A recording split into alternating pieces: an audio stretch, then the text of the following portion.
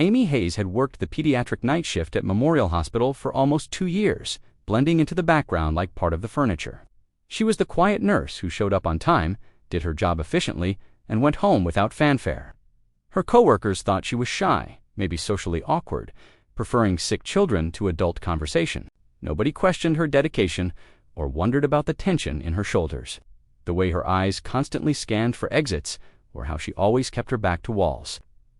At 36, Amy had a gentle face and soft manner that calmed nervous parents. She was patient and kind, staying late to read bedtime stories or hold frightened hands through painful procedures.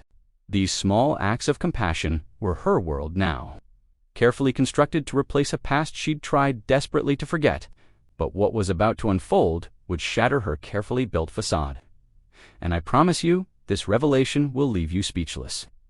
The FBI agents arrived at 11:47 p.m., 3 of them in dark suits, moving through the pediatric ward with unmistakable authority. The lead agent, a woman with steel-gray hair, approached the charge desk where Amy was updating charts. "We're looking for Captain Amy Hayes," the agent announced. Amy's pen stopped. For 3 seconds, she was frozen, barely breathing. Then she slowly looked up, her face carefully neutral.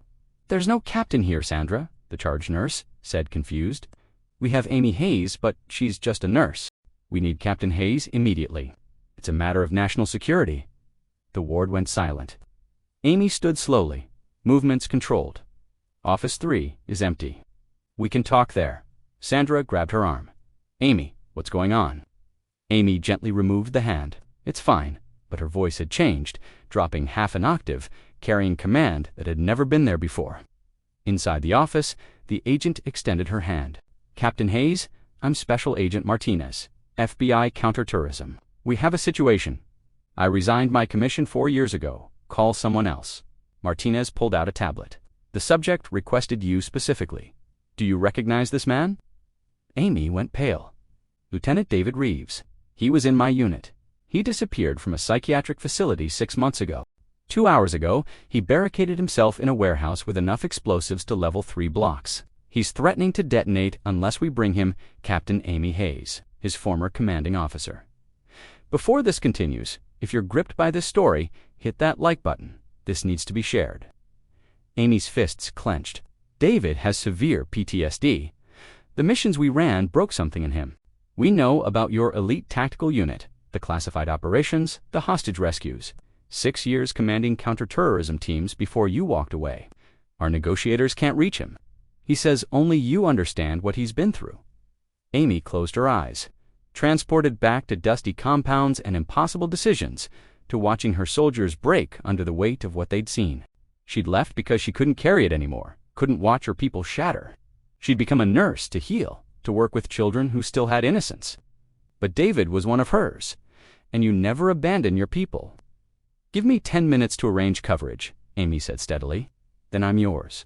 The warehouse was surrounded by police, SWAT teams on rooftops, helicopters circling. They gave her a vest and cum unit. Amy approached alone, hands visible. "David, it's Captain Hayes. I'm coming in." The door opened. David stood inside, hollow-eyed, explosives wired to a dead man switch in his trembling hand. "You came," he whispered. "Of course, you're one of mine." Amy stepped inside slowly. "Talk to me. I can't make it stop, Captain. The dreams, the memories, the guilt. I saved those people, but I see the ones we didn't save every night. Nobody understands except the people who were there," Amy finished. "I know. I see them too." His hand shook harder. "They told me to move on, get therapy, take pills. But how do you move on from watching a child die in your arms?" "How you don't forget," Amy said gently.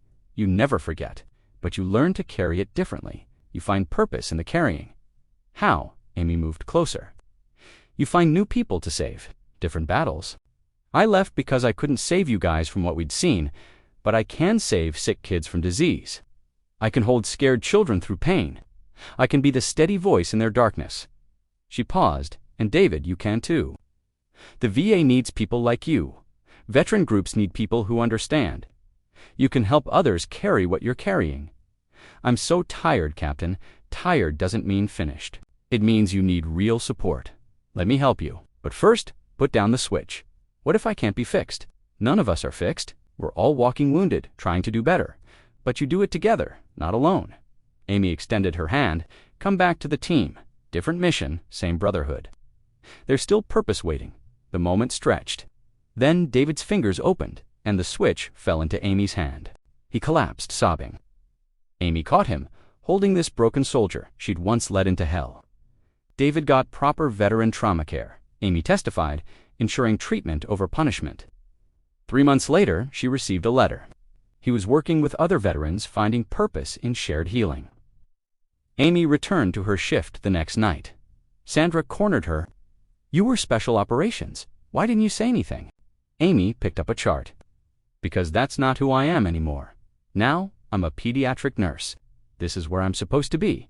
Don't you miss it? The importance. Amy looked at the sleeping children, each fighting illness and fear. Every one of these kids is important. Every fever I break, every pain I manage, that matters just as much. Maybe more, because I chose it freely. She'd been Captain Hayes leading soldiers through darkness. Now she was Nurse Amy guiding children toward healing. Different battles, same dedication to protecting those who needed her most. This story shows that second chances are about erasing your past, but using everything you learned to build something better. If Amy's journey touched you, if it showed you purpose can be found in unexpected places, share this with someone struggling to find meaning. And if you're a veteran searching for your next mission, know the world needs your strength and compassion in ways you haven't imagined. Subscribe for stories about warriors who find new ways to serve. Until next time, remember that leaving the battlefield doesn't mean abandoning the fights. Sometimes it means finding battles worth winning in the quietest places.